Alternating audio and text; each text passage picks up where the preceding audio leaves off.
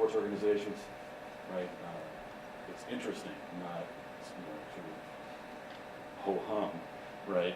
That such diverse cultures produce similar approaches, right, to the way that we treat young people from a religious recruitment perspective, right? So, I mean, I think that's actually very interesting. And then the next thing we get is, sort of a drug dealer model of sports. And I say that, and Young who laughs because he knows that we've had this discussion before, right? Well, if there is habit, then you're going to, price low to get them hooked. Then you're going to start moving the prices up on them, right? And so it's interesting to see that when you do the hard work, by the way, right, and the reason so many of us don't do time series analysis is because the arithmetic gets too hard. That's my stumbling block, right? That you do actually find out very interesting things that you're not going to find out just looking at things in a static or comparative static.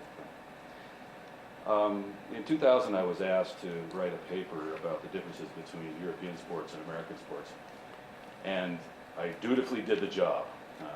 Actually, having almost never been to Europe, having almost never talked to very many European colleagues, and going by what I could find, that was published, I endeavored actually on the wrong track to try to show why they were so similar, that these differences were dramatically overblown. There's been arguments about it, but I think I was about 60% right, and spent the last 10 years trying to understand how come, for example, Professor Gmiński thought that I was just plumb full of wild blueberry muffins. I mean, that it was just crazy to think that there were so many similarities.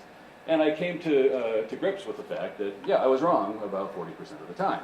Okay, so now, when I started to have Korean colleagues and think about the Korean situation, I decided, that I'd be smarter than that, and that I wouldn't actually write anything until I'd been there, talked with people, seen, a lot more about the way that things were working in Korea.